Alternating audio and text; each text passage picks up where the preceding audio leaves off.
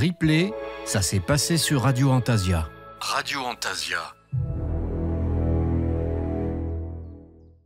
On passe maintenant à la suite, il est 10h31 et je suis donc en compagnie de Marie Roux pour sa chronique Work in Progress. Coucou Marie. Bonjour tout le monde. Hello. Ça va bien? Oui, on t'entend super bien, c'est trop merveilleux. Bon voilà, parce que j'ai changé de micro, donc du coup j'étais pas sûre de mon coup. Ah non, mais là tu vois, franchement on t'entend super. Hein. Je sais pas ce que vous en pensez d'un chanteur, mais c'est vraiment top. Bon bah tant mieux alors. Bon micro. Alors, on se prépare pour Noël bientôt? Ah oui, et dans un mois pile poil, 24 novembre. 24 novembre. Voilà, c'est ça. Donc la chronique, elle va être un peu en lien avec tout ça, puisqu'on est dans une période qui est propice à renouer avec son enfant intérieur, et c'est exactement le thème de ma chronique. Comment renouer avec son enfant intérieur, et comment aussi, ça va de pair avec le lâcher prise. Donc on va voir un petit peu tout ça aujourd'hui. Voilà. Et pour finaliser, tu nous as donc proposé une magnifique chanson de Perry Como. Oui. Oui, tout à fait. C'est une chanson, on va dire, vintage. C'est une chanson des années 60. Oui. C'est Magic Moments. On l'entend souvent dans les films de Noël américains. Voilà, elle est très jolie. Ça parle vraiment de ces moments magiques, justement, de ces moments qui sont un peu suspendus dans le temps pendant cette parenthèse de Noël, quoi. Je la trouve vraiment merveilleuse. Je l'ai écoutée hier soir parce que elle est jolie, hein. Ouais, vraiment. Donc, on va bien finaliser aussi la chronique. Voilà. Bon, ben alors, on va commencer, non? Eh ben oui, c'est parti, poussière d'étoiles. Attendez, ta poussière d'étoiles, je croyais que le Ah, tu l'as pas entendu? Flûte? Non, je l'ai pas entendu. Alors, qu'est-ce que c'est tiens, je vais commencer avec toi. Je vais te poser une question. Qu'est-ce que c'est pour toi renouer avec son âme d'enfant? Ah ben, c'est renouer avec tout ce qui nous faisait plaisir quand on était petit. Exactement. Et on est souvent instinctivement, on y va quoi. En fait, on se pose même pas de questions, on fait des choses qui nous rendent heureux. Oui, exactement. Voilà, tout à fait. C'est tout à fait ça. C'est faire des choses spontanées. Ça peut être comme sauter dans les flaques, faire une bataille de boules de neige, ramasser des fleurs dans un champ qui procure énormément de joie quand on est petit, quand on veut les offrir à sa maman, par exemple. C'est tous ces petits riens de la vie qui apportent une bonne dose de joie et qu'on perd malheureusement en grandissant avec les responsabilités qui nous incombent, avec les responsabilités qu'on accumule. Et on perd petit à petit cette âme d'enfant. En réalité, c'est le sentiment d'émerveillement qui s'estompe avec l'âge, car on a pris l'habitude avec le monde qui nous entoure, de plus s'émerveiller, de plus être étonné, de ne plus être enthousiasmé. Et puis, voilà, plus rien ne finit par nous connecter à cet enfant intérieur qu'on perd petit à petit et qu'on écoute de moins en moins d'ailleurs, parce que l'enfant, il est très instinctif, il est très spontané, il est très instinctif, il va à l'instinct. Hein. Un enfant, c'est d'emblée, quand une personne, elle n'aime pas les enfants, il va le voir, lui, hein, il va le savoir, donc il ne va pas aller vers cette personne-là. Et voilà, bon, c'est la naïveté aussi, hein, bien sûr, mais on va la perdre aussi.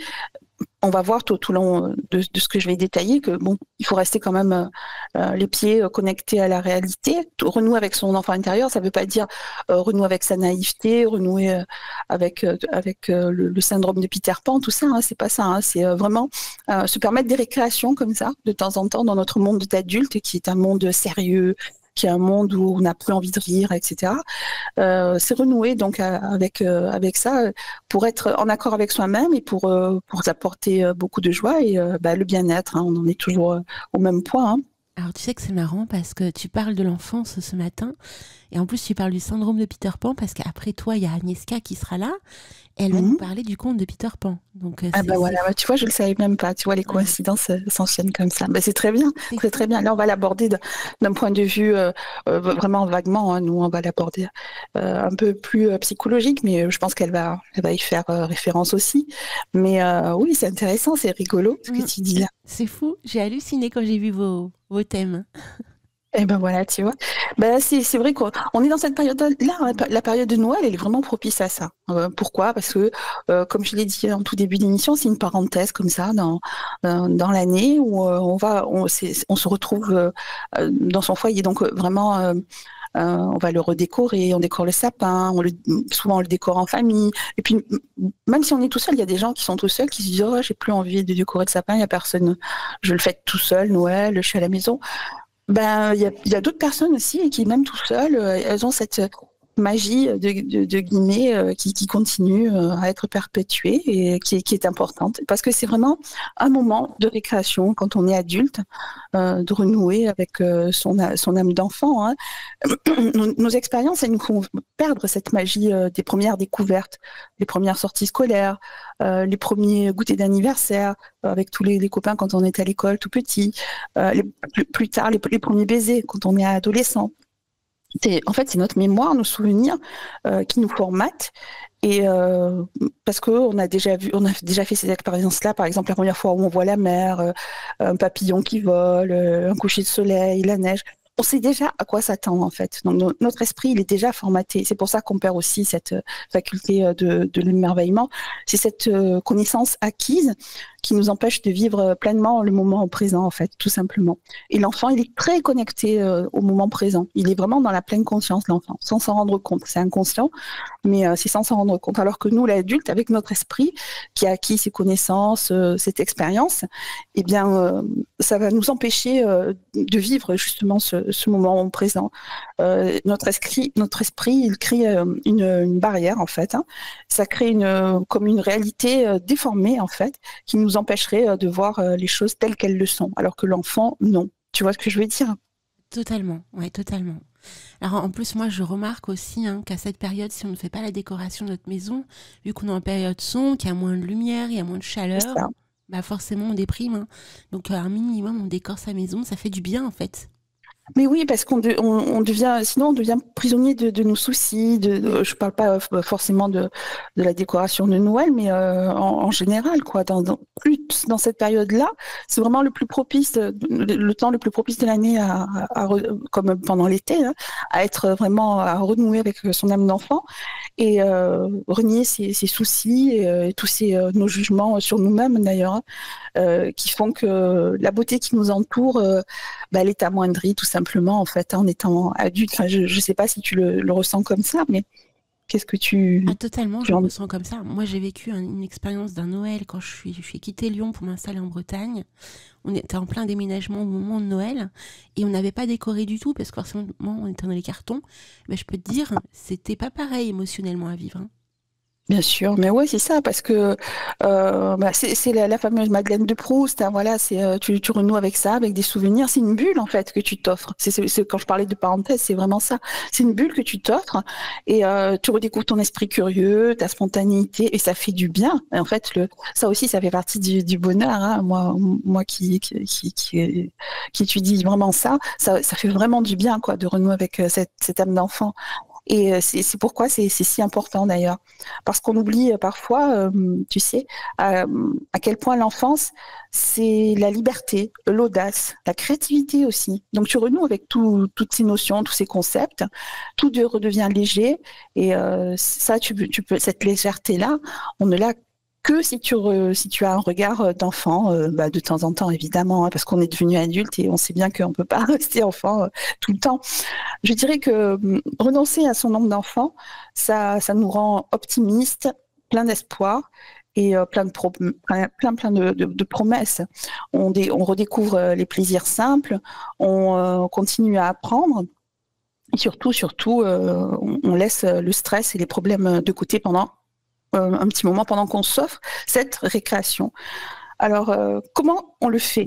Comment on renoue avec son âme d'enfant ? Toi, comment tu pourrais expliquer comment tu renoues avec cette âme d'enfant de temps en temps ? Alors, moi, je chante. Moi, à partir du moment où je chante, c'est que je suis heureuse. Voilà, je chante, je danse. Et si je chante pas, c'est qu'il y a un problème. Eh ben c'est très bien, oui, la danse et le chant. Oui, souvent quand on est enfant, on imite les stars de la télé avec la brosse à cheveux face au miroir. T'as dû le faire petit. Alors moi, j'imitais ma maman en fait, parce que ma maman était chanteuse soprano dans une chorale plus jeune. Bah oui, forcément. Et j'ai vu en fait, à travers elle, la joie de chanter en fait. Je la voyais tellement heureuse quand elle chantait. En fait, c'est inconscient. Étant enfant, on l'analyse étant adulte. Et en fait, je pense que j'ai dû reprendre ces mimiques-là et me dire, quand je chante, c'est que je suis heureuse. Tu vois ? Oui, tout à fait, mais tu as tout à fait raison parce que tu te sens libéré en fait et tu te mets pas de barrière, tu es focus sur ton chant et voilà, tu t'éclates, ça t'amuse, tu renoues avec ça en fait, hein, voilà, tout simplement, c'est s'amuser aussi être enfant. Donc ça commence par oui s'amuser par le jeu bien sûr. On peut même alors là par le jeu du coup ça peut être très vaste hein, puisqu'on peut se remettre à jouer par exemple au jeu de société, avoir des activités créatives. Et comme je l'ai souligné tout à l'heure, hein, en décorant sa maison pour Noël, c'est vraiment rester créatif là pour le coup. Hein.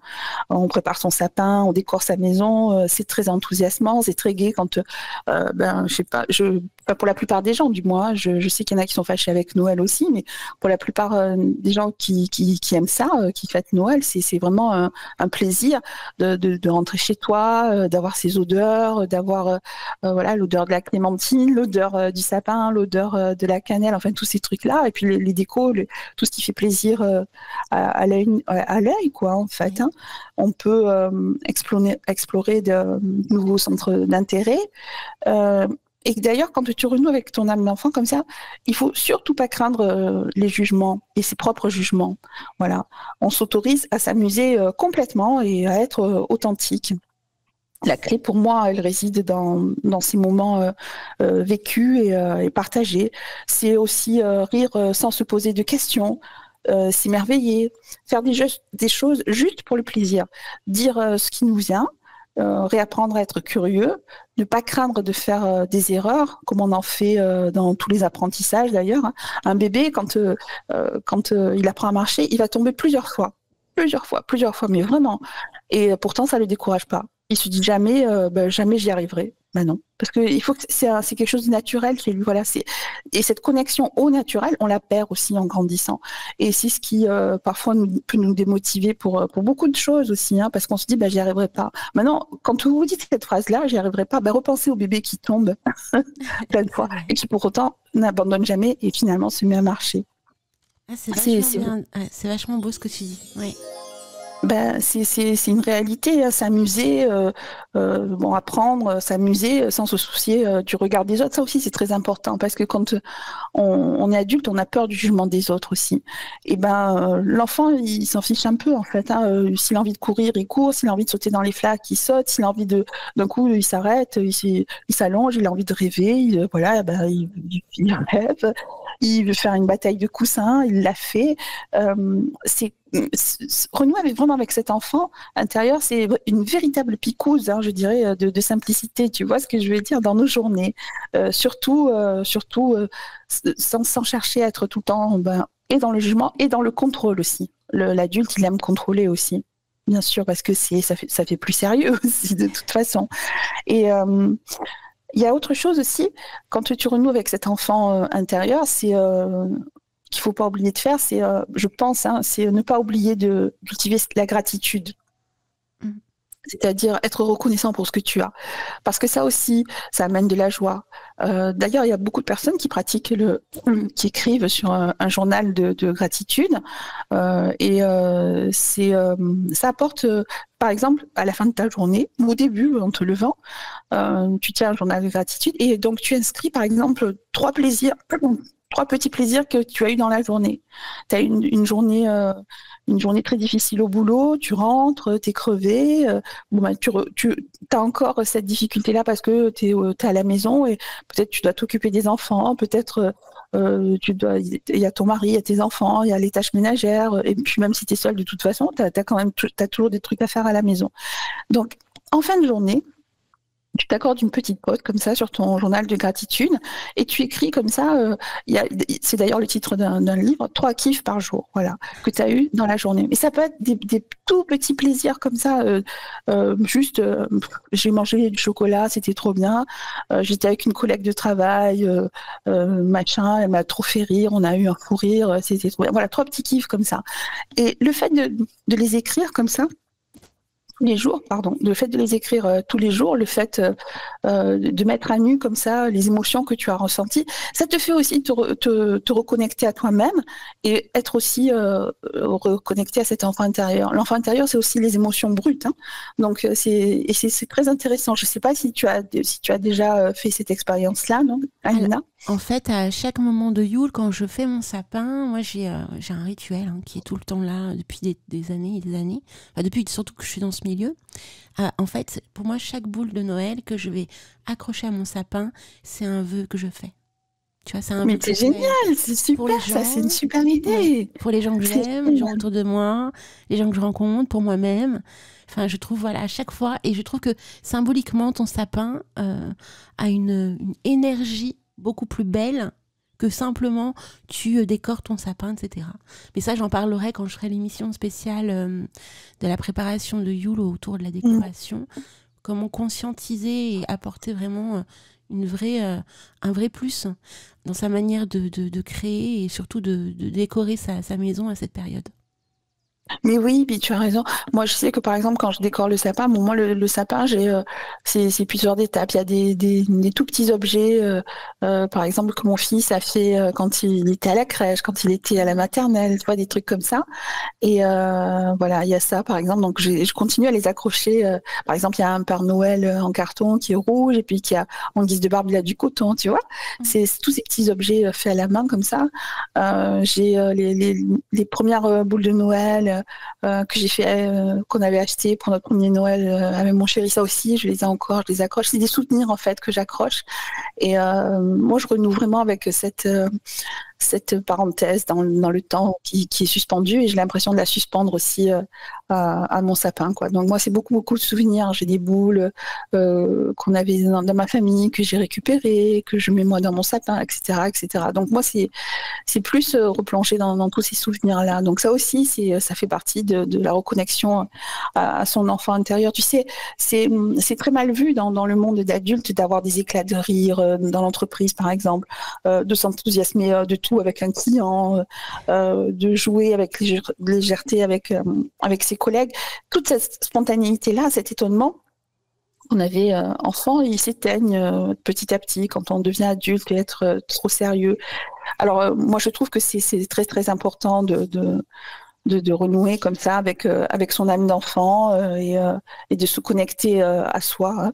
Ça se fait d'ailleurs en 4 petites étapes comme ça, très très succinctes. Il y a la première, c'est se rappeler de l'enfant qu'on était afin de mieux renouer avec lui. On renoue avec son enfant intérieur, ou par exemple au détour d'un souvenir, très souvent. Voilà, comment tu reconnais cet enfant intérieur? C'est au détour d'un souvenir. Par exemple, tu es en train de ranger ta cape, ton grenier, j'en sais rien, et tu retombes sur un vieil objet. Ça peut être par exemple un ancien jouet offert par la grand-mère, par exemple. Et le corps, là, il va se remplir d'un moment de nostalgie, qui est mêlé parfois à de l'excitation, de l'enthousiasme. Et voilà, et d'un coup, tu as envie de partir à la recherche d'autres objets de ton enfance, qui te rappellent ton enfance, comme ça. Et je sais pas si tu vois ce que je veux dire. Et d'un coup, je sais pas, tu as envie d'aller sur le net, tu retournes sur eBay, sur Le Bon Coin, pour voir si tu retrouves tel ou tel objet de ton enfance. Tu vois ce que je veux dire? Oui, bah, moi j'ai un peu ça, mais avec un souvenir. La toute première fois que j'ai pu voir les lumières s'illuminer, tu sais, quand j'étais à Lyon, Ouais. Ah enfant. ouais. Ah oui, bah oui, en plus, là, il y a la fête des Lumières là-bas. Ah bah oui, à fond. Et ce qui fait que pendant de très nombreuses années, j'adorais au tout début de l'arrivée du mois de décembre, je me mettais dans un café en fait, et je regardais, j'arrivais juste avant que les lumières commencent à s'allumer dans la rue, parce que tu sais que à cette période-là, les villes en fait illuminent les rues et tout ça à un moment donné, vers 18h, 17h, 18h, où la nuit commence à tomber. Et j'adorais boire mon petit café et regarder justement les lumières qui commençaient à s'allumer comme ça. Je trouvais ça tellement beau. Ça me manque beaucoup parce que je suis plus en ville, mais j'adorais ce moment-là. J'étais là avec ma petite tasse de café et je regardais les lumières, et ça me rappelait beaucoup mon enfance en fait, avec effectivement le 8 décembre notamment. Eh oui, bien sûr, bien sûr. C'est tout ça, c'est en fait ces bribes-là de notre mémoire qui surgissent comme ça, comme tu viens de l'expliquer. Mais parfois elles viennent de nulle part aussi. Hein. Tu t'y attends pas en fait parfois, sans en fait, on n'a pas cherché à les évoquer. Hein. On appelle cela la conscience affective. C'est voilà, c'est pour renouer d'ailleurs avec cette conscience affective, on pourrait être attentif à tous ces moments puissants d'ailleurs, et on pourrait même les consigner. On pourrait consigner par exemple tous ces souvenirs magiques en fait, hein, quelque part dans un carnet, pour ne pas perdre de vue la part d'enfance qui vient à ce moment-là d'être tout juste libérée. Voilà, ça fait partie aussi de l'étape pour renouer avec son enfant d'enfance. Il y a la deuxième étape, c'est réveiller son âme d'enfant en osant sans complexe s'émerveiller, jouer, rire, pleurer. On l'a déjà abordé un petit peu tout ça tout au long de l'émission. Enfant, on était capable de s'étonner de tout et de rien. Et en grandissant, beaucoup de choses perdent de leur magie. Et cultiver sa curiosité, par exemple, contribue à se reconnecter aussi avec cet enfant qui dort en soi. On peut rejouer donc avec le jeu, on l'a déjà vu, hein, mais il y a d'ailleurs l'explosion des escape games pour adultes hein, aussi. Ça traduit quelque chose de la société qui veut renouer aussi avec cet enfant intérieur. Tu crois pas? Alors, je trouve aussi, mais il y a aussi un truc énorme, la fantaisie. Le fait, tu vois, d'aimer autant les jeux vidéo, aimer tout cet univers un peu fantasy, fantastique, je trouve aussi que ça peut apporter à renouer avec cet enfant intérieur. Non, tu penses pas? Mais complètement, oui, bien sûr, c'est un jeu, mais oui, mais complètement. Mais bien sûr, c'est un jeu, c'est s'amuser, c'est c'est replonger dans cette bulle où tu te déconnectes avec des soucis d'adultes. Hein. Par exemple, les adultes, on se cache pour pleurer, tu vois. S'il nous arrive de pleurer, c'est que, pourtant, s'il nous arrive de pleurer, c'est que le corps en a besoin. Enfant, on se pose pas de questions. Quand tu pleures à hurler, quoi, tu vois, un petit enfant qui pleure, on s'autorise à pleurer. Et ben, l'adulte, on dirait qu'on s'autorise pas. C'est fou, quoi. Il faut réapprendre à pleurer lorsque c'est nécessaire. On se sent vraiment soulagé, moins stressé, et peut-être même si on pleure devant les gens, si on s'autorise à pleurer comme ça aussi devant les gens, on se sent compris, parce que parfois on est incompris, ça frustre et ça énerve et ça fait du mal et ça blesse, etc. Il y a le rire aussi qui libère les endorphines qui peuvent provoquer la joie, l'allégresse. Qui sont vraiment quotidiens aux enfants. Tu sais qu'une étude américaine en 2020 qui a été faite à l'université de Stanford, elle affirme qu'un enfant de 4 ans, par exemple, rit environ 300 fois par jour. C'est énorme. Ah ouais, c'est énorme. énorme. Et bien, figure-toi, si tu fais le ratio à la quarantaine, par exemple, de l'âge adulte, donc à la quarantaine, l'adulte rit, lui, 300 fois en 10 semaines. T'imagines le changement? Ah ouais, la différence de fou. Oui, l'enfant c'est 4 ans, l'enfant c'est 300 fois par jour, l'adulte c'est 300 fois en 10 semaines. Voilà, donc ça explique pas mal de choses aussi, hein. Ça traduit pas mal de choses aussi, mais tout ça pour dire que rire nous maintient en bonne santé physique et psychique. Alors faites des blagues, même nulles, mais faites des blagues, ça fait du bien. Il y a une troisième étape aussi, j'accélère un peu parce que je vois l'heure, tu vois, qui consiste à rentrer dans cette reconnexion à notre enfant intérieur. C'est tout ce qui consiste à alléger son quotidien et se faire ces fameuses récréations dont on parle depuis tout à l'heure, mais d'en faire des récréations régulières pour garder son cœur d'enfant. Cultiver toujours sa joie de vivre, sa créativité, l'esprit du jeu, l'optimisme. Et tout ça fait qu'on s'accorde régulièrement des temps de récréation, par exemple en s'inscrivant dans une ludothèque pour y aller jouer. Tu sais ce que c'est une ludothèque? Oui, c'est un endroit en fait pour les enfants. Ben oui, en fait, c'est un endroit où c'est exactement comme la bibliothèque, on emprunte des livres. La ludothèque, on emprunte des jeux. Voilà, y viens pour jouer. Voilà, c'est tout simple, hein, c'est tout bête. Hein. C'est vraiment, tu y viens pour jouer ou pour emprunter un jeu de société aussi. C'est tout à fait possible. Et on peut instaurer, par exemple, dans la semaine, comme ça, un jour où on va inviter des amis et on joue tous ensemble à une soirée jeu de société, j'allais dire. Voilà, on peut, comme tu le fais, hein, chanter, voilà, ça nous fait juste plaisir, on chante, on danse, on fait, moi j'appelle ça des diètes médiatique, c'est-à-dire tu te coupes des infos, tu coupes ta TV, tu coupes le tel, le net, les réseaux sociaux pendant quelques heures, une petite soirée, pendant quelques heures pendant la soirée. Voilà, c'est nettement suffisant. T'es pas obligé d'être tout le temps arrivé sur ton téléphone. On peut côtoyer des enfants et jouer avec eux. Ça fait énormément de bien aussi. Tu vois, tu fais des grimaces avec eux. Voilà, tu t'éclates. C'est revivre toutes ces premières fois aussi. C'est très très important aussi pour son propre lâcher prise. C'est inviter des amis, même pour faire une soirée pyjama, tu vois, comme on en faisait quand on était petit, quoi. C'est regarder des dessins animés. Ça, je crois que quand même. Tout ça, on sait le faire avec les auditeurs d'Antasia. Je pense qu'il y en a beaucoup qui sont déjà comme ça. Tu crois pas? Mais totalement. Ils ont créé tout un joli royaume avec des histoires. Je sais pas si tu as entendu la chronique. Oui, bien sûr. Oui, tout à fait. Donc là, tu vois, en fait, ils renouent avec leur âme d'enfant, avec la créativité, en créant des aventures.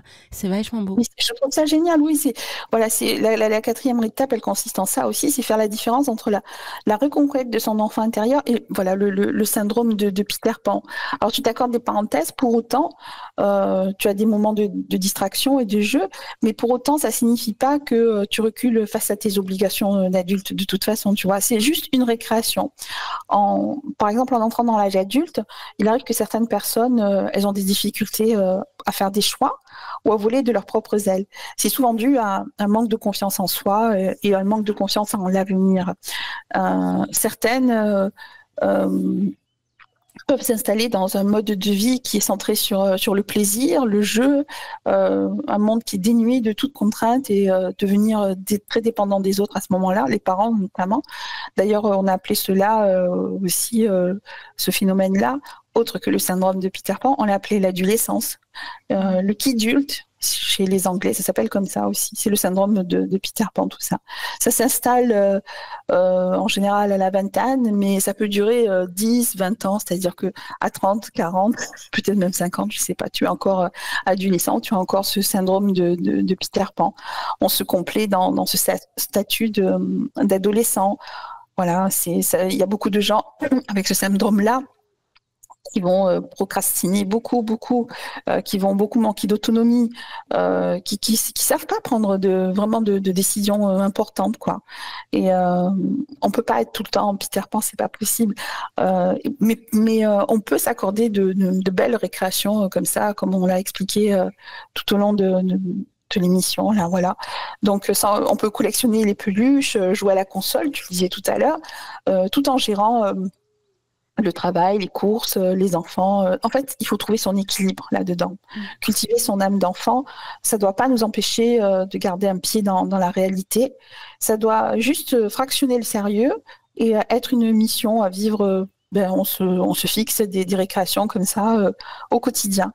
Et on sera peut-être capable comme ça de profiter très spontanément comme l'enfant de tout, de devenir un pro, par exemple, de l'autodérision, de bannir ses angoisses d'adulte et de rêver, hein, parce que c'est très important le rêve aussi, quoi.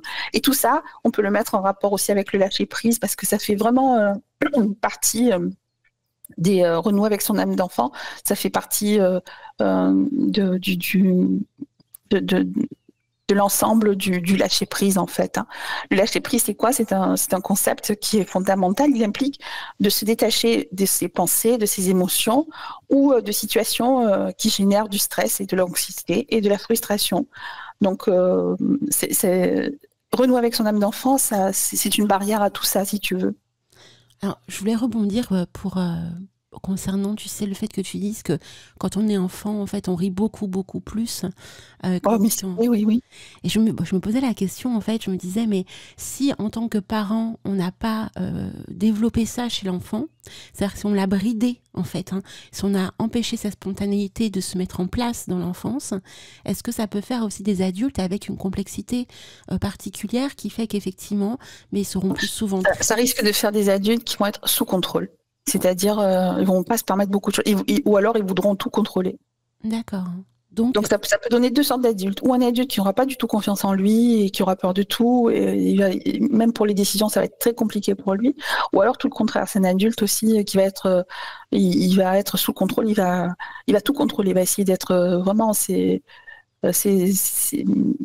peut être très pervers hein, d'ailleurs, hein, d'être tout le temps de vouloir tout contrôler comme ça, parce qu'il va vouloir contrôler ses relations, il va vouloir, ça peut être un jeu pervers ça aussi, tu vois ce que je veux dire? Tout à fait. Donc ce qui fait que quand on a des enfants, c'est hyper primordial en fait de le laisser s'exprimer, de le Bien laisser sûr, rire, bien jouer, bien sûr, pour qu'il tout puisse à se fait. développer correctement, quoi.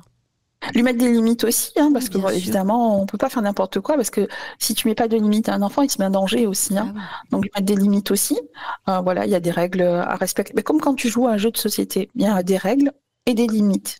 C'est ça aussi ce qui est très attractif dans les jeux de société et surtout pour les enfants, parce qu'il y a des règles et des limites aussi. Voilà. Et c'est ce qui en fait toute la beauté du jeu d'ailleurs, hein, parce que s'il n'y a pas de règles, tout le monde triche, tout le monde fait ci, tout le monde fait ça, et c'est pas rigolo en fait. C'est clair. Et oui. Alors que si tu établis les règles et tu les suis, tu t'amuses vraiment en fait. Voilà, parce que tu inclus les autres aussi dans le jeu et ils sont comme toi. Et du coup, tu t'amuses. Voilà. Waouh. En tout cas, franchement, c'est un super sujet. On pourra en faire une émission spéciale. Hein. Bah oui, faudrait sur le lâcher prise notamment parce qu'il y a d'autres choses à dire hein, parce que c'est très important aussi. Ce sera peut-être le sujet d'une autre chronique, voilà. Mais on le met beaucoup en rapport avec Renaud, avec son âme d'enfant, c'est vrai. Et alors pour info, hein, parce que en fin d'émission, je vais parler un petit peu du topo du sondage qu'on a effectué pour Antasia auprès des auditeurs, et on va très certainement, même plus que certainement, faire des émissions le vendredi soir. Et donc, ce qui fait qu'on va avoir un vendredi soir par mois, on va pouvoir retrouver les murmures du chaudron et donc te réinviter, Marie-Roux, si tu es intéressée.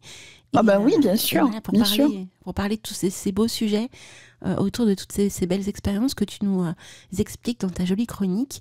Et ce serait l'occasion effectivement de parler du lâcher-prise. C'est quoi le lâcher-prise, notamment? Voilà, c'est le lâcher prise, c'est en fait on accepte ce qui est, c'est un état d'esprit. Dans le lâcher prise, il y a beaucoup de résilience et la différence entre les deux, ça résume un petit peu le lâcher prise, c'est que je le répète, hein, le lâcher prise, c'est on accepte ce qui est, c'est un état d'esprit. La résilience, c'est la capacité à rebondir après des difficultés et ça c'est une aptitude. Et en fait les deux, voilà, c'est deux concepts qui s'intègrent, qui s'imbriquent l'un dans l'autre.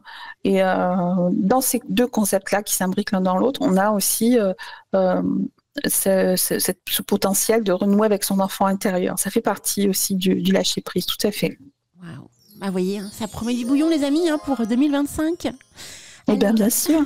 Il faut toujours être optimiste, toujours. C'est clair. Alors, pour conclure cette jolie chronique, donc, on va passer ta jolie chanson. Hein. Et bien voilà, avec plaisir. On t'embrasse bien fort, ma très chère Marie, et encore merci pour ce joli moment à pouvoir... Merci à toi, Lina, de m'avoir donné la parole. Merci aux auditeurs qui nous ont écoutés. Et surtout, n'oubliez pas de vous amuser. Voilà, c'est très important. Waouh. Au mois prochain. Allez, au mois prochain. Bisous tout le monde. Replay, ça s'est passé sur Radio Antasia. Radio Antasia.